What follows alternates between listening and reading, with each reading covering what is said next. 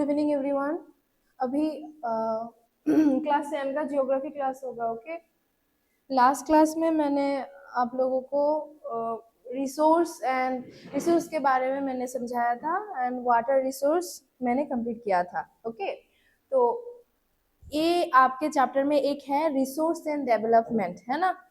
First chapter ही है resource and development, तो इसे आज हम लोग डिस्कस करेंगे। इस चैप्टर का जो पहला पोर्शन है रिसोर्स का क्लासिफिकेशन, लास्ट क्लास में मैंने बताया था क्लासिफिकेशन में क्या क्या था। On the basis of origin, exhaustibility, ownership and developmental status, ये सब मैंने प्रीवियस क्लास में डिस्कस किया था। ओके, तो आज हम पढ़ेंगे लैंड रिसोर्स के बारे में। अच्छा, यहाँ पर देखो क्या बताया है। लैंड रिसोर्स क्या है? Land resource is a natural resource of utmost important.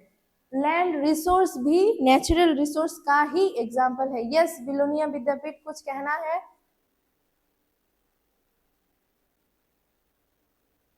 हाँ, कुछ कहोगे? बिलोनिया विद्यापीठ कुछ कहना है? ओके ओके ओके, चलो।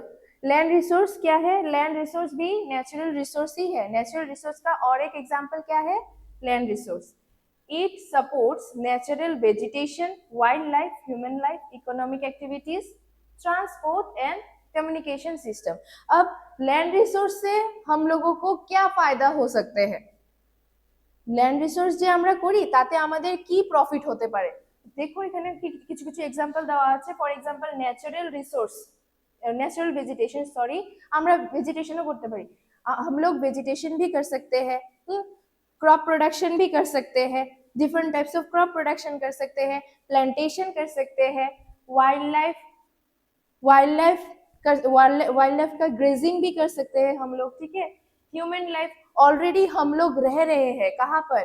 लैंड में रह रहे हैं, ठीक है ना, वही वो भी लैंड रिसोर्स का ही एग्जांपल है। Economic activities, transport, communication system.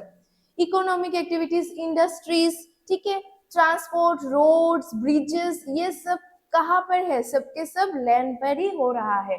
Communication system, ये सारे लैंड रिसोर्स का एग्जाम्पल है।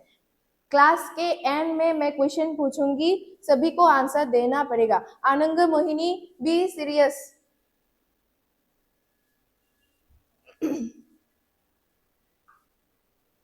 अच्छा, यहाँ पर देखो लैंड को हम किस तरीके से यूटिलाइज कर सकते हैं, यानी कि लैंड को हम कैसे यूज कर सकते हैं। नंबर 1 है लैंड यूटिलाइजेशन, नंबर 1 है फॉरेस्ट। ठीक है, फॉरेस्ट में different types of medicinal plants होते हैं। हाँ, फ्रूट्स भी हो सकते हैं, फूड रिलेटेड प्लांट्स भी हो सकते हैं। अब जो बैरन लैंड है, जिस लैंड को हम यूज नहीं कर सकते, वो एकदम यूजलेस है, वो क्या है? देखो, barren land and waste land, land put to non agricultural use, for example buildings, roads, factories. Land use नहीं हुआ है, इसका मतलब है दो टाइप्स के लैंड। मैं आप लोगों के समझने के लिए मैं खुद से इसे डिवाइड किया हूं दो टाइप्स में। ठीक है, लैंड का एक है, देखो फॉर एग्जांपल सपोज ये लैंड है, ठीक है, एक है यहाँ पर हम एग्रीकल्चर कर सकेंगे, समझो, यहाँ पर हम लोग एग्रीकल्चर कर सकेंगे। ठीक है, तो जिस लैंड पे तुम लोग फार्मिंग कर रहे हो या फिर एग्रीकल्चर कर रहे हो, वहां पर तो मतलब हाउस बिल्डअप नहीं हो सकता है ना, ठीक है ना। और एक लैंड है जहां पर हम लोग हमारा घर बिल्डअप कर रहे हैं, ठीक है ना। अभी इस रूम में रह रहे हो, जिस रूम में आप लोग हो, वहां पर क्या एग्रीकल्चर प्रोडक्शन होगा? नहीं ना, तो उसे बोलते हैं बैरन लैंड या फिर वेस्टलैंड, नॉन एग्रीकल्चरल यूज। ठीक है, जहां पर बिल्डिंग्स, रोड्स, फैक्ट्रीज, ये सारे बिल्डअप हुआ है, उसे बोलते हैं non agricultural uses land. Okay, next number point है, देखो अदर अनकल्टिवेटेड लैंड, जैसे कि permanent pastures and grazing land under miscellaneous trees, groves, culturable waste land, uncultivated for more than 5 agricultural years. अच्छा, कुछ कुछ लैंड में हम लोग फार्मिंग भी करते हैं, ठीक है, कैटल रेयरिंग करते हैं ना हम लोग। फार्मिंग, कैटल रेयरिंग मतलब फूड रिलेटेड नहीं है ये, ठीक है, क्रॉप रिलेटेड नहीं है ये, वो वाला लैंड। तो लैंड को हम डिफरेंट टाइप से यूज कर सकते हैं। कुछ कुछ लोग फार्मिंग कर रहा है, किसी लैंड के एक पोर्शन में फार्मिंग कर रहा है, कुछ कुछ लोग लैंड के एक पोर्शन में घर बना के रह रहे हैं, कुछ कुछ लोग लैंड के और एक पोर्शन में कैटल फार्मिंग कर रहा है, कैटल लेयरिंग कर रहा है, ठीक है ना। तो बहुत तरीके से हम लैंड को यूज कर सकते हैं।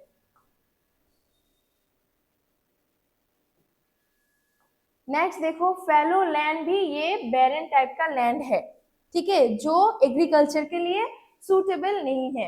नेक्स्ट है net sown area used for crop once a year, वो लैंड जिसे हम साल में एक बार ही यूज करते हैं, ठीक है, समझो। नेट सोन एरिया मतलब used for crop once a year, area sown more than once in an agricultural year plus net sown area is known as gross crop area. For example, sugarcane plantation. Okay, sugarcane plantation, जिस land में sugarcane plantation होगा उस land में तुम और तरीके की और डिफरेंट टाइप का प्लांट प्रोडक्शन नहीं होगा, क्रॉप प्रोडक्शन नहीं होगा। उस लैंड में सिर्फ sugarcane ही प्लांटेशन होगा। समझ में आया है? और इससे ये नेट सोन एरिया का एग्जाम्पल है, मतलब साल में एक बार ही उस लैंड का यूज होता है और उस लैंड में अन्य जो दूसरे क्रॉप प्रोडक्शन होते हैं क्रॉप से, उसका प्रोडक्शन नहीं होगा। समझ में आया है? नेट सोन एरिया क्या है? साल में एक बार ही उस एरिया का यूज होते हैं, ठीक है। यहाँ पर देखो एक पाई चार्ट है, ये वाला देखो, हमारे जो अर्थ में देखो about 43% of land area is plain. पूरे अर्थ में 100% में सिर्फ 43% ही प्लेन एरिया है हमारे पूरे अर्थ में, ओके। 100% में से सिर्फ 43% प्लेन एरिया है, which provides facilities for agriculture and industry, जहां पर एग्रीकल्चरल प्रोडक्शन होते हैं, इंडस्ट्रीज होते हैं, ठीक है। Plain area, obviously plain area में एग्रीकल्चरल प्रोडक्शन होगा, हिली एरिया में तो उतना अच्छा नहीं होते हैं ना प्रोडक्शन, इंडस्ट्री भी नहीं है हिली एरियाज में, ठीक है। तो ये सब कहाँ पर अवेलेबल है? प्लेन एरिया में। और ये सिर्फ कितने परसेंटेज है पूरे अर्थ में? 43%। Mountains account for 30% for the total surface area of the country. अब 100% में से 30% माउंटेनस एरिया है, ठीक है, और रेस्ट ऑफ द जो 27% है ये है प्लेटो रीजियन या फिर plateau area. It possesses rich reserve of minerals, fossil fuels and forest, जहां पर हम लोग, वहां पर क्या क्या मिलते हैं? Fossil fuels. लास्ट क्लास में मैंने बताया था कि फॉसिल फ्यूल क्या है। अब ये ना हमारे अर्थ में रेयर हो गया है, ठीक है, फॉसिल फ्यूल्स अब इतना ज्यादा नहीं मिलते हैं, तो ये प्लेटो रीजियन में या फिर प्लेटो एरिया में मिलते हैं। देखो पूरे 100% में से 43% हमारे अर्थ में प्लेन एरिया है, 30% माउंटेनस एरिया है एंड 27% है प्लेटो रीजियन, ठीक है। ये इधर पाई चार्ट में है ड्राइंग, ये वाला देखो 43% ये वाला प्लेन एरिया है, ये वाला प्लेन एरिया है। यहाँ पर एक होते हैं एग्रीकल्चर इंडस्ट्रीज, ठीक है, और ये है mountainous area. Yes yes yes ma'am किसी दिखाई नहीं दे रहा पाई चार्ट, ये वाला देखो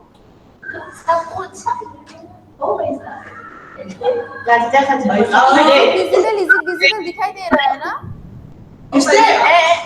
नहीं सकता। ये दिखाई दे रहा है ना पाई चार्ट? हाँ ओके देखो 100% में से टोटल 43% ये प्लेन एरिया है। नंबर 6 अच्छा 30% माउंटेनस एरिया है, म्यूट ऑफ करो। 30% माउंटेनस एरिया है और जो रेस्ट ऑफ द 27% है ये वाला है प्लेटू एरिया, ये जहां पर फॉसिल फ्यूल्स, मिनरल्स ये सब मिलते हैं। ओके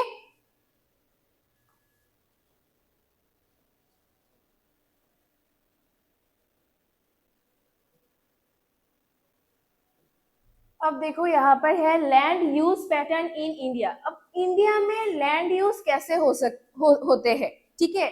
एक होते हैं, देखो the use of land is determined both by physical factors, physical factors से भी होते हैं, टेक्नोलॉजिकल फैक्टर्स से भी होते हैं। अब फिजिकल फैक्टर्स क्या क्या है देखो, topography, climate, soil type as well as human. अच्छा ये वाला ह्यूमन फैक्टर्स बाद में डिस्कस करते हैं, ठीक है। फिजिकल फैक्टर्स में क्या क्या है, टोपोग्राफी, टोपोग्राफी में क्या आएगा, माउंटेन्स आएगा, प्लेटोज आएगा, ये सारे टोपोग्राफी रीजन में आते हैं, ठीक है। लैंड यूज, हमारे इंडिया में लैंड का जो यूज होते हैं ये दो तरीके से होते हैं, टू टाइप्स, ठीक है। एक होते हैं फिजिकल फैक्टर, जो है फिजिकल फैक्टर्स में है टोपोग्राफी यानी कि हिली एरिया। नेक्स्ट है क्लाइमेट। अब हर जगह का क्लाइमेट सेम नहीं होता है, हमारे यहाँ पर क्लाइमेट एक है, राजस्थान का क्लाइमेट एक है, ठीक है। साउदर्न हेमिस्फीयर में क्लाइमेट एक है, इजंट इट। सॉयल टाइप भी डिफरेंट होते हैं, हमारे यहाँ का सॉयल, राजस्थान का सॉयल पूरे डिफरेंट है। वहां पर जो सॉयल है वो एकदम मतलब डस्ट जैसे होते हैं, ठीक है। हमारे यहाँ पर क्ले टाइप सॉयल मिलते हैं, ठीक है।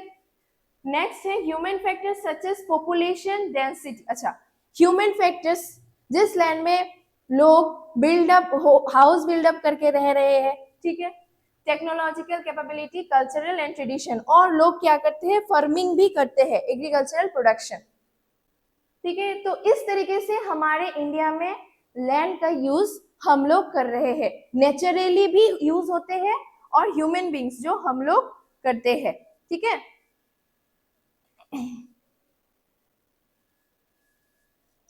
Land degradation and conservation. अब लैंड का मिसयूज भी होते हैं, जब मिसयूज होते हैं उसका कंजर्वेशन हम लोग कैसे करेंगे, ठीक है। हम मिसयूज कैसे करते हैं, human activities such as deforestation, land का हम लोग मिसयूज भी कर सकते हैं, जैसे deforestation, overgrazing, mining and quarrying to have contributed significantly in land degradation. हम लैंड को कैसे मिसयूज करते हैं, देखो एक तो होते हैं डिफॉरेस्टेशन, अभी भी स्टिल नाउ ये चल रहा है, लोग क्या करते हैं, पेड़ पौधों को काट देते हैं, ठीक है ना। उससे क्या हो जाते हैं, लैंड है ना, इफेक्ट पूरे लैंड में, एनवायरनमेंट में पड़ते हैं, ठीक है। लैंड ड्राई हो जाते हैं, ओवर ग्रेजिंग करते हैं हम लोग, एक ही एरिया में बार बार वहां पर एग्रीकल्चर प्रोडक्शन करना, उस एरिया में बार बार क्या बोलते हैं, कैटल रेयरिंग करते हैं हम लोग, ठीक है। तो इसे क्या बोलते हैं, ओवर ग्रेजिंग हम लोग ही कर रहे हैं, we are the responsible, isn't it? Land को या फिर लैंड रिसोर्स को खराब करने के लिए, डिग्रेडेशन के लिए रेस्पॉन्सिबल कौन है, हम लोग। नेक्स्ट है माइनिंग, किसी जगह को माइन करोगे या फिर ड्रिल करोगे तो ऑब्वियसली वहां पर एक मतलब वाइब्रेशन क्रिएट होगा जिसके कारण लैंड में इफेक्ट पड़ते हैं, ठीक है।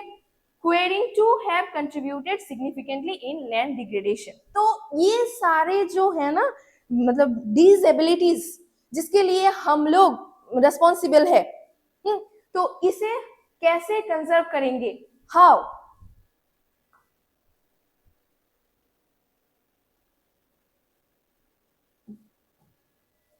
देखो there are many ways to solve the problem of land degradation. अब अभी तक मैंने जितने भी डिग्रेडेशन के एग्जाम्पल बताया है, तो इसे कैसे तुम लोग सॉर्ट आउट करोगे, afforestation and proper management of grazing can help to some extent. जो हम लोग पेड़ पौधे ट्रीज ये काट रहे हैं इसे कम कर देना, और जो हम ओवर ग्रेजिंग कर रहे हैं उसे लिमिट में करना। जैसे कि एक ही लैंड में हम लोग क्या कर रहे हैं, उस एक ही लैंड में यहाँ पर एग्रीकल्चर कर रहे हैं, यहाँ पर कैटल रेयर कर रहे हैं, ठीक है ना। तो इसे हम रिपीटेडली कर रहे हैं, इस साल किया, नेक्स्ट साल करेंगे, कंटिन्यूअसली ये चल रहा है। तो इसे थोड़ा परसेंटेज को हम थोड़ा कम कर देंगे, इसके परसेंटेज को हम थोड़ा कम कर देंगे, तो ये बैलेंस में रहेगा। हाँ, can help to some extent. Planting of shelter belts of plants, control on overgrazing, ठीक है। Stabilization of sand dunes by growing thorny bushes are some of the method of check land degradation in arid areas. अब arid area मतलब जो area dry है वहां पर है ना छोटे छोटे बुशेस देखने को मिलते हैं। थॉर्नी बुशेस यानी कि कांटों वाला वो ग्रास जो होते हैं, छोटे छोटे पेड़, ठीक है, वो भी कर सकते हैं हम। Proper management for wastelands, control to mining activities को हम थोड़ा कम कर सकते हैं, माइनिंग एक्टिविटीज को। Proper discharge and disposal of industrial effluents and waste after treatment can reduce land water degradation in industries suburban areas. ये सिर्फ रूरल एरिया में भी नहीं हो रहा है, अर्बन एरिया में भी हो रहा है ये सारे, ठीक है। जो डिग्रेडेशन, जो मिसयूज हम लोग लैंड का कर रहे हैं वो दोनों ही एरिया में हो रहा है, ठीक है। तो इसे हम कैसे कंजर्वेशन करेंगे, मैनेजमेंट को थोड़ा सा कंट्रोल में लाना, ओवरग्रेजिंग को कंट्रोल में लाओ, ठीक है। डिफोरेस्टेशन को छोड़कर एफोरेस्टेशन करो, हो जाएगा, इजंट इट। तो ये था लैंड का डिग्रेडेशन एंड कंजर्वेशन, ठीक है। इन दोनों के लिए we are the responsible, we are the human beings responsible, ठीक है। डिग्रेडेशन एंड कंजर्वेशन समझ में आया है? समझ में आया तो हाथ उठाओ। डिग्रेडेशन एंड कंजर्वेशन समझ में आया तो हाथ उठाओ। अच्छा, ठीक है। Soil as a resource, soil भी रिसोर्स का पार्ट है, ठीक है। Soil is the most renewable natural resource, ये भी नेचुरल रिसोर्स का पार्ट है। Soil is the most renewable natural resource. The soil is a living system. It takes millions of years to form soil up to a few centimeter in depth. Soil का formation होना ये भी time लगते हैं, कितना? Millions of years. Relief, parent rock or bedrock, climate, vegetation and other forms of life at the time are important factors in the formation of soil. यहाँ पर देखो, पहले क्या होते हैं, हमारे जो लैंड है ना उसके नीचे कितने लेयर्स है? 1 2 3 4, टोटल 4 लेयर्स है। एकदम नीचे जो है ये है अनवेदर्ड पेरेंट बेडरॉक, बड़े पत्थर। यहाँ पर कोई सैंड या फिर सॉयल कुछ नहीं है, सिर्फ पत्थर है, बिग बिग रॉक्स, ठीक है। देन उसके ऊपर क्या है? Substratum weathered parent rock materials. अब यहाँ पर छोटे छोटे पेबल्स, ग्रेबल्स भी है, साथ ही साथ लूज पार्टिकल्स यानी कि राजस्थान में जिस टाइप के सॉइल मिलते हैं वो वाला, ठीक है।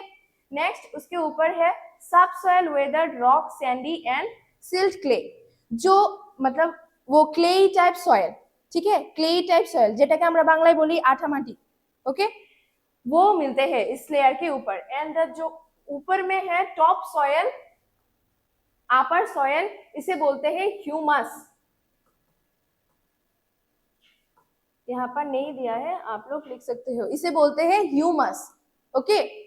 तो सॉयल का जो प्रोफाइल है उसमें टोटल 4 लेयर्स है, ओके। सॉयल का जो प्रोफाइल है टोटल 4 लेयर्स है।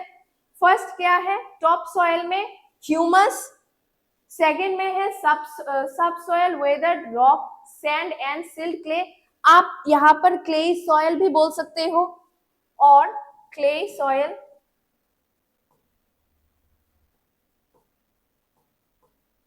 ओके। थर्ड नंबर लेयर में है वेदर्ड पेरेंट रॉक मटेरियल्स या फिर पेबल्स, ओके। लास्ट में है अनवेदर्ड पेरेंट बेड रॉक, बड़े बड़े पत्थर, बिग रॉक, ये एकदम नीचे ये मिलते हैं, यहाँ पर कोई सॉयल नहीं है। तो ये वाला है सॉयल प्रोफाइल का layer, total 4 layers. Okay,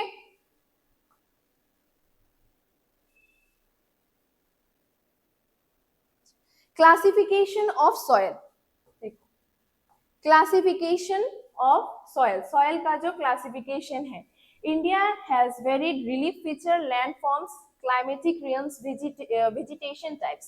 These have contributed in the development of various types of soil. अब soil का भी types है। नंबर 1 है alluvial soil, ये suitable है एग्रीकल्चर के लिए, ठीक है, ये फर्टाइल सॉइल है। alluvial soil देखो, this is the most widely spread and important soil. In fact, the entire northern plain are made of alluvial soil. यहाँ पर मैं डायग्राम दिखाती हूँ तो समझ में आ जाएगा, ये वाला देखो, हाँ,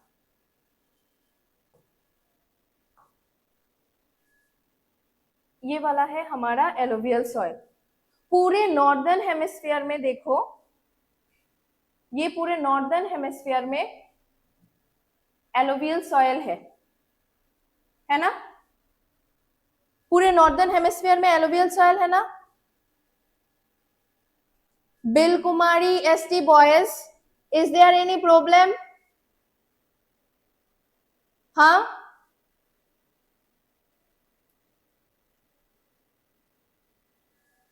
पूरे नॉर्दर्न हेमिस्फीयर में एलोवियल सॉइल मिलते हैं, ये देखो, ठीक है। रेड येलो सॉइल ये बाद में आते हैं। नंबर 1 जो है सॉइल का फर्स्ट पॉइंट एलोवियल सॉइल, ये कहां पर है? नॉर्दर्न हेमिस्फीयर में, ठीक है। यहाँ पर बताया है this is the most widely spread and important soil, entire northern plains are made of alluvial soil. Okay, these have been deposited by 3 important Himalayan river system. एक तो है इंदस, गंगा एंड ब्रह्मपुत्र। ये तीनों रिवर, तीनों हिमालयन रिवर कहां पर है? Northern hemisphere में ही है। Indus river, Ganga and Brahmaputra, तीनों एरिया में क्या है? कौन सी सॉइल अवेलेबल है? Alluvial soil. Indus river, Ganga river and Brahmaputra river, वहां पर एलोवियल सॉइल अवेलेबल है। This soil also extend in the Rajasthan, Gujarat and through a narrow corridor. ये soil राजस्थान and गुजरात में भी पाए जाते हैं। Alluvial soil also found in the eastern coastal plains, particularly in the deltas of the Mahanadi, Godavari, Krishna, Kaveri. हाँ, ये alluvial soil Mahanadi, Godavari, Krishna, Kaveri के river के डेल्टा, मतलब सपोज ये गोदावरी रिवर है, फॉर एग्जांपल ये गोदावरी रिवर है, इसका जो मतलब ये रिवर तो बे ऑफ बंगाल में जाके डिस्चार्ज होते हैं ना, तो इसका जो माउथ पॉइंट है ना उसे बोलते हैं डेल्टा। किसी के रिवर का जो माउथ पॉइंट है, किसी के रिवर का जो माउथ, उसे डेल्टा बोलते हैं। तो वहां पर एलोवियल सॉइल मिलते हैं। कौन से रिवर का?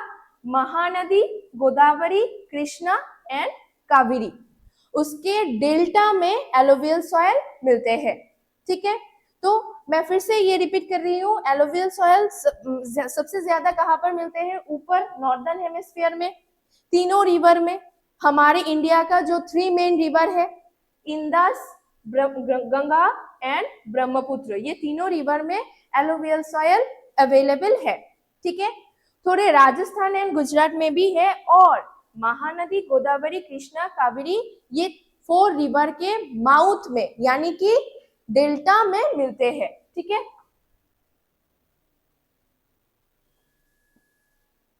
नेक्स्ट देखो, यहाँ पर बताया है alluvial soil consist of various proportions of sand, silt and clay. अब एलोवियल सॉइल में क्या क्या पार्टिकल्स मिलते हैं? सैंड भी है, सिल्ट भी है, क्ले भी है, यानी कि तीनों ही है। ये जो सैंड है ये लूज पार्टिकल्स है, लूज पार्टिकल्स भी मिलते हैं।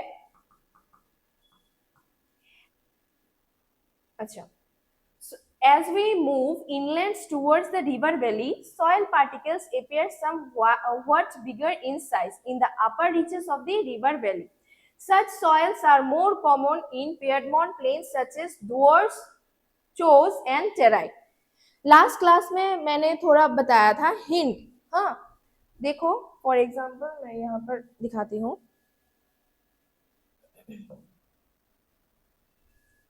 सपोज ये हमारा माउंटेन है. ओके, ये वाला हमारा हिमालयन माउंटेन है.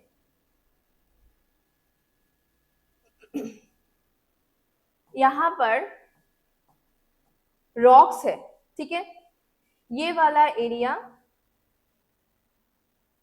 देन ये रिवर वैली. ठीक है, ये है हमारा हिमालय. ओके, तो उसके नीचे ठीक यहाँ पर बड़े बड़े रॉक्स है जिसे बोलते हैं भाबर. अभी हम लोग पढ़ेंगे नेक्स्ट पेज में, जिसे बोलते हैं भाबर. हिमालय के नीचे यानी कि प्लेन एरिया में, हिली एरिया के बाद में जो प्लेन एरिया आते हैं वहां पर जो बड़े बड़े रॉक्स या फिर पत्थर मिलते हैं उसे बोलते हैं भाबर. ओके, उसके बाद दलदल बोलते हैं ना हम लोग, दलदल, उसे बोलते हैं तराई. रॉक्स के बाद जो पोर्शन आते हैं प्लेन एरिया में वो दलदल है. ठीक है, जहां पर पैर रखने से अटक जाते हैं, इजीली हम लोग वहां से बाहर नहीं निकल पाते हैं, उसे दलदल बोलते हैं. इंग्लिश में इसे तराई बोलते हैं. ओके, देन आते हैं रिवर या फिर सी के आसपास के एरिया में. ये रिवर के एकदम पास में जो लैंड है इसे बोलते हैं खदर. ओके, उसके दूर में जो ये वाला लैंड होते हैं ये है भांगर.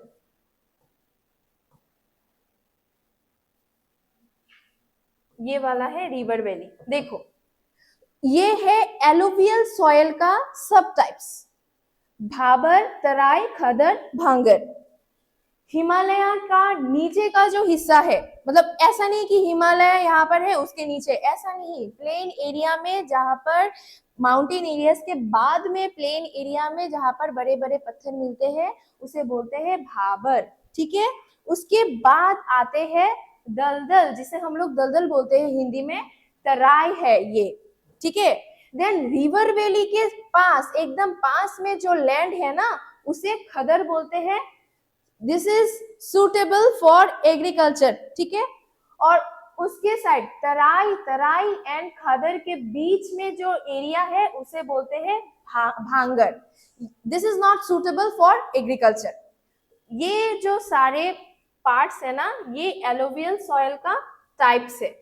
ठीक है, देखो, apart from the size of their grains or component, soil are also described on the basis of their age.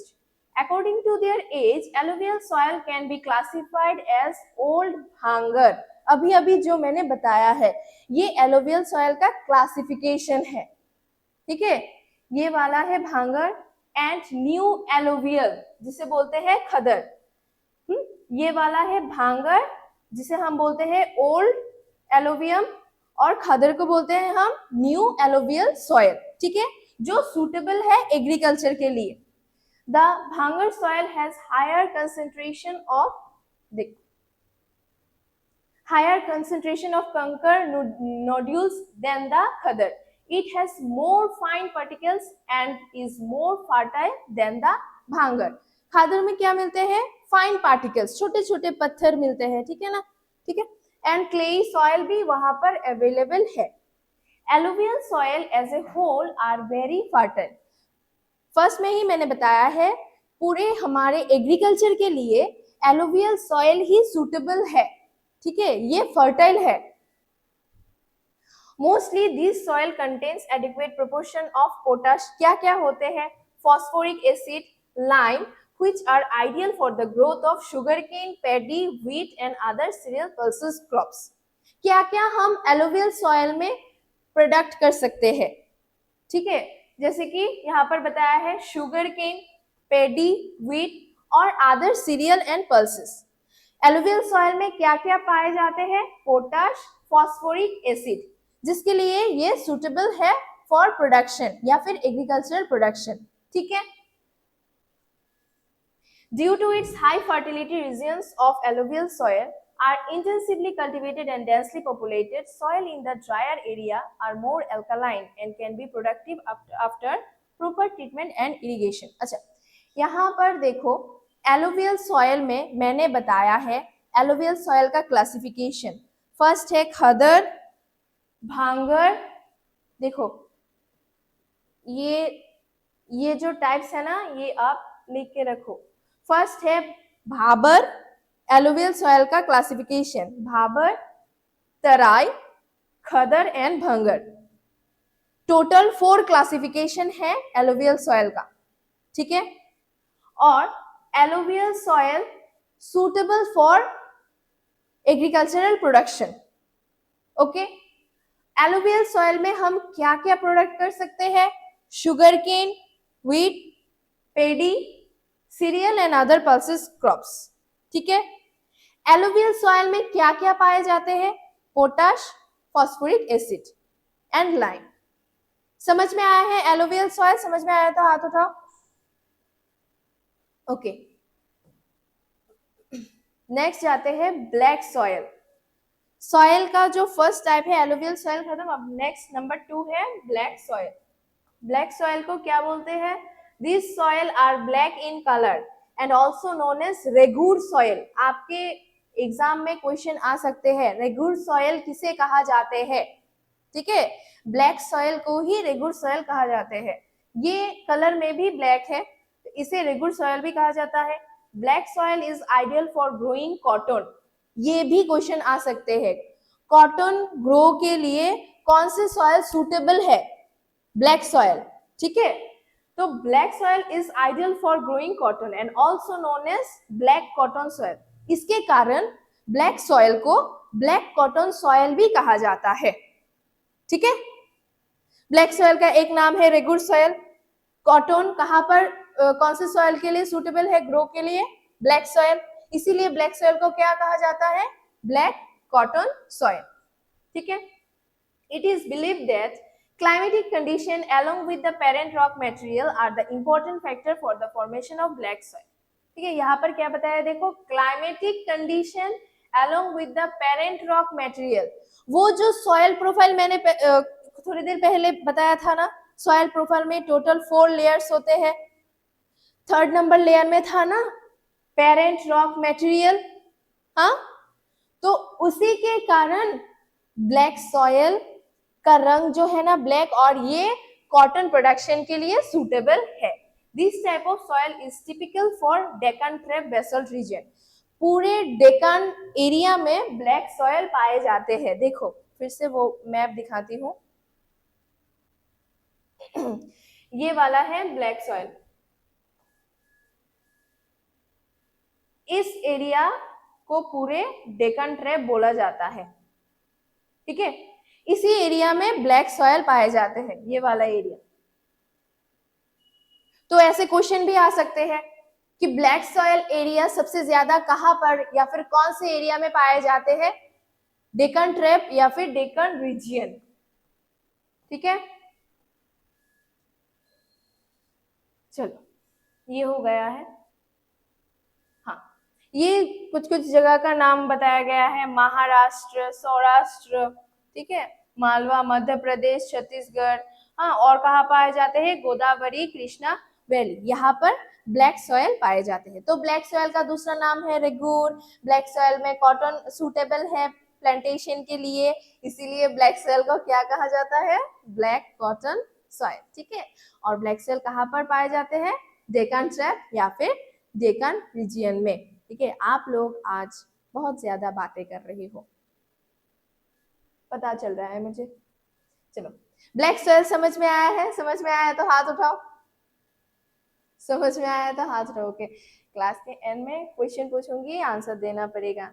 Okay, देखो ब्लैक सॉइल के बारे में और एक पॉइंट है, the black soils are made up of extremely fine that is clayey materials. Black soil में जो materials है ना वो सारे क्लेई मटेरियल्स है, ठीक है, वो सारे क्लेई मटेरियल्स है। और क्या क्या है इसमें, कैल्शियम कार्बोनेट, मैग्नीशियम, पोटाश, ये सारे ब्लैक सॉइल में अवेलेबल है, ठीक है। एलुवियल सॉइल खत्म हुआ है, अब जाते हैं ब्लैक सॉइल खत्म हुआ है, नेक्स्ट है red and yellow soil, okay. Red and yellow soil, number 3, red soil developed by crystalline igneous rock in areas of low rainfall in the eastern and southern part of the Deccan Plateau, okay। अब red soil कहां से आया है, igneous rock से, ठीक है ना। Red soil कहां से आया है, इग्नियस रॉक से, okay. Yellow and red soil are also found in the part of Orissa, Chhattisgarh, southern part of the middle Ganga plain. यहाँ पर रेड एंड येलो सॉइल के बारे में ज्यादा कुछ नहीं बताया है, सिर्फ बताया है ये दोनों सॉइल कहाँ पर अवेलेबल है, ओके। ये सब कुछ यहाँ पर बताया है। यहाँ से सिर्फ एक पॉइंट आप लोग याद रख सकते हो कि ये कहाँ से आया है, igneous rock, crystalline igneous rock, ये थोड़ा इंपॉर्टेंट है। क्रिस्टलाइन इग्नियस रॉक आप चाहो तो बुक में मार्क करके रख सकते हो, क्रिस्टलाइन इग्नियस रॉक से रेड सॉइल आया है, ठीक है। नेक्स्ट है लेटराइट सॉइल। देखो लेटराइट सॉइल में क्या है, laterite has been derived from the Latin word later which means brick. अब जो वर्ड है लेटराइट वो कहां से आया है, लैटिन वर्ड लेटर से, जिसका मतलब क्या है, ब्रिक, की बोले ईट। The laterite soil develop under the tropical and subtropical climate with the alternate wet and dry season। तो laterite soil के लिए दोनों ही सीजन चाहिए, ठीक है, wet and dry season both, और ये alternate करके चलते हैं, ठीक है ना। कहां पर, सब ट्रॉपिकल एंड ट्रॉपिकल एरिया में, दोनों ही सब ट्रॉपिकल एंड ट्रॉपिकल एरिया में मिलते हैं, ओके, ठीक है। This soil is the result of intense leaching due to heavy rain, ठीक है। और यहाँ पर क्या क्या बताया है, कहाँ कहाँ मिलते हैं, western Ghat, Maharashtra, Orissa, west Bengal, north east region, इस एरिया में लेटराइट सॉयल मिलते हैं, इस एरिया में लेटराइट सॉयल मिलते हैं। तो यहाँ पर ये कुछ कुछ पॉइंट आप लोग याद रख सकते हो कि लेटराइट वर्ड कहाँ से आया है, इसका मीनिंग क्या है, और ये कहाँ पर मिलते हैं, tropical and subtropical area में, ठीक है।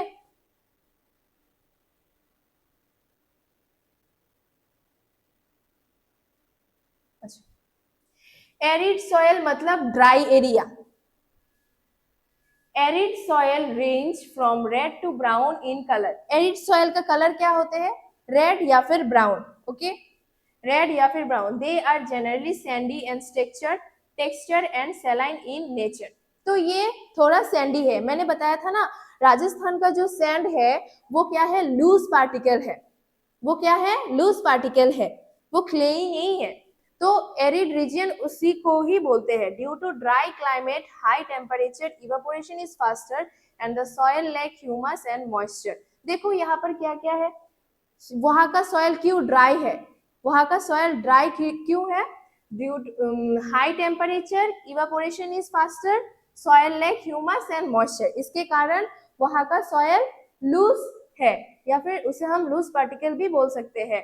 The lower horizon of the soil are occupied by कंकर because of the increasing calcium downward, okay। तो लोअर पोर्शन, इसका जो लोअर पोर्शन है उसे क्या बोलते हैं, कंकर।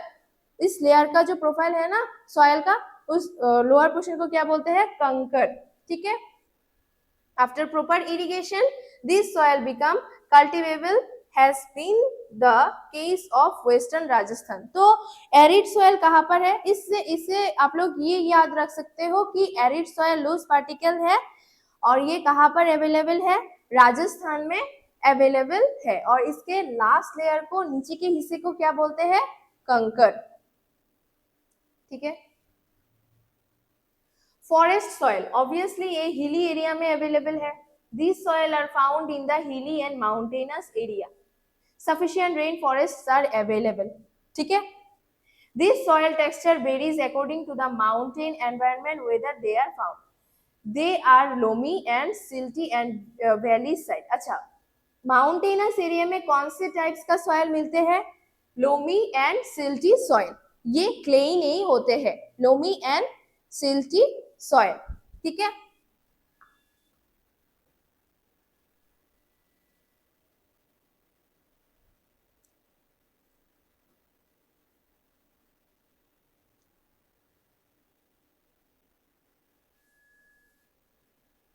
Ma'am, kita kan kota से जी। अच्छा यहाँ पर देखो दो पॉइंट है, गलीज एंड बेडलैंड। गलीज का मतलब क्या है? देखो, the running water cuts through the clay soil and make deep channel. Running water, ठीक है। फॉर एग्जाम्पल ये प्लेन एरिया है, यहाँ पर है पिक्चर, हाँ देखो ये प्लेन एरिया है, ठीक है। यहाँ पर ऐसे क्रैक कैसे आया है? वाटर फ्लो हुआ था, ठीक है, कंटिन्यू वाटर फ्लो हुआ था। कंटिन्यू वाटर फ्लो होने से यहाँ पर इरोशन हुआ है, दो साइड में यहाँ पर इरोशन हुआ है, जिसके कारण यहाँ पर एक क्रैक आ गया है। इसे ही गलीज बोलते हैं, ये वाला। The running water cuts through the clayey soil. कौन से सॉइल को कट करते हैं? क्लेई सॉइल को। And makes deep channel as gullies. उसे हम गली इरोशन भी कह सकते हैं, ठीक है। The land become unfit for cultivation and is known as badland. इसके कारण ये लैंड है ना बेडलैंड या फिर वेस्ट लैंड हो जाते हैं, क्योंकि यहाँ पर हम लोग कुछ कल्टीवेशन ही नहीं कर पाते हैं, ठीक है ना। तो इसीलिए इसे बेडलैंड कहा जाता है। गली समझ में आया है, बेडलैंड समझ में आया है, ओके। अब मुझे बताओ, सॉइल में टोटल फर्स्ट वाला जो पॉइंट हम लोगों ने पढ़े थे, सॉइल में डिफरेंट टाइप्स ऑफ सॉइल हम लोगों ने पढ़े थे। तो फर्स्ट वाला टाइप का नाम क्या है, मुझे बताओ। Alluvial soil, yes, alluvial soil. Second क्या था? Black soil, second black soil, yes, black soil. Third, third क्या था? Alluvial soil, black soil. Number 3 क्या था? Red and yellow. नंबर 3, हाँ, red and yellow, yes. Number 4 last क्या था? Loose particle मैंने बताया। नंबर 4 क्या था? लूज पार्टिकल मैंने बताया था। कहां पर लूज पार्टिकल है, कहां पर लूज पार्टिकल सॉइल मिलते हैं? राजस्थान में। इसे क्या बोलते हैं? उस सॉइल का नाम क्या है? एरिड सॉइल बताया था ना, ये वाला। हाँ, एरिड सॉइल। अच्छा, alluvial soil. One more question. Alluvial soil में मैंने कुछ सब टाइप बताया था, 4 सब टाइप ड्रॉ करके, वो वाला मुझे बताओ पहले क्या था? एलुवियल सॉइल में मैंने बताया था 4 सब टाइप, बताओ पहले वाला क्या था? नंबर 1 यहाँ पर मैंने बताया था ना, भाबर। देन क्या था? भाबर। नंबर 2 तराई। नंबर 3 खदर। और एक क्या था? भांगर। ठीक है, अच्छा।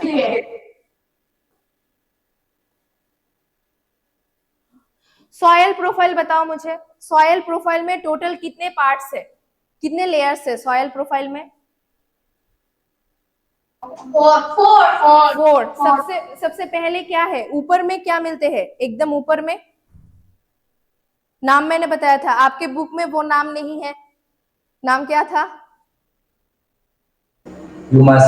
Yes, humus. सेकंड क्या है? उसके नीचे क्या है? कौन से सॉइल मिलते हैं? Subsoil, weathered rock, sand and silt clay. Then उसके नीचे अभी तो बुक में है substratum, weathered, parent rock materials. Last में क्या है? Bed parent rock. ओके, अच्छा, ये चैप्टर आज वो जो रिसोर्स एंड डेवलपमेंट है, ये चैप्टर खत्म हो गया है। नेक्स्ट हम लोग पढ़ेंगे वाइल्ड लाइफ रिसोर्स करके एक चैप्टर है आपके कंटेंट में, वो वाला हम लोग नेक्स्ट क्लास में डिस्कस करेंगे। ओके, आज के लिए बाय एंड गुड नाइट।